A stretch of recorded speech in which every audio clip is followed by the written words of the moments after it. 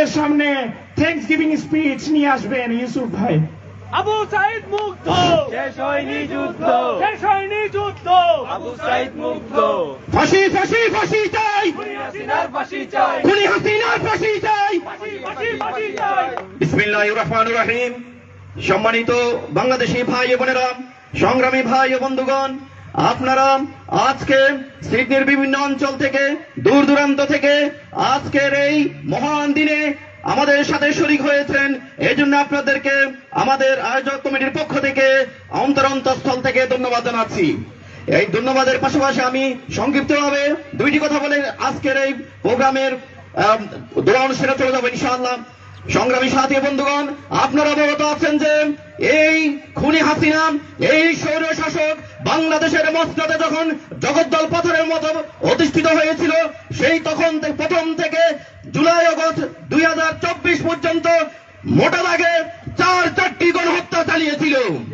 প্রথম গণহত্যাটি তারা চালিয়েছিল ক্ষমতার মসনদে ষড়যন্ত্রের মাধ্যমে বাংলার রাষ্ট্র ক্ষমতা দখল করে বাংলাদেশের দেশপ্রেমিক 57 জন সেনা অফিসারকে হত্যার মধ্য দিয়ে তাদের গণহত্যার সূচনা হয়েছিল।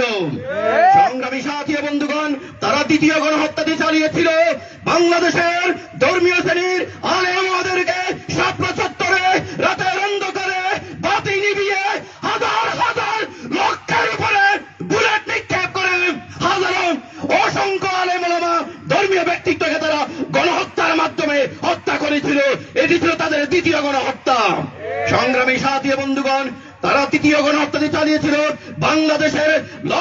বাংলাদেশের কোটি কোটি মানুষের নয়নের মণি, বাংলাদেশের আপামর জনগণের সবচেয়ে শ্রদ্ধাভাজন ব্যক্তিত্ব আল্লামা দেলোয়ার হোসেন সাঈদী সাহেবকে, নিরপরাধ ব্যক্তিকে বিনা অপরাধে নাটক সাজিয়ে ফাঁসির রায় দেওয়ার পরবর্তী বাংলাদেশের মানুষ যখন প্রতিবাদে বিক্ষোভে ফেটে পড়ে, সেই বিক্ষোভে তারা গণহত্যা চালিয়ে 2 দিনের মধ্যে 200-র উপরে মানুষকে তারা হত্যা করেছিল।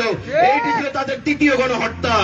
সংগ্রামী সাথী বন্ধুগণ, তাদের সর্বশেষ গণহত্যাটি ছিল আমাদের গত জুলাইয়ের ছাত্র জনতার উপরে 2000-এর অধিক ছাত্র জনতাকে হত্যার মধ্য দিয়ে তাদের চতুর্থ গণহত্যা তারা চালিয়ে করেছিল এবং তার মধ্যে দিয়ে স্বৈরাচারের পতন হয়েছে।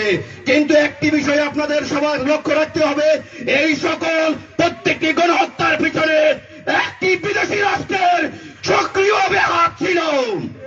এর অসংখ্য প্রমাণ রয়েছে।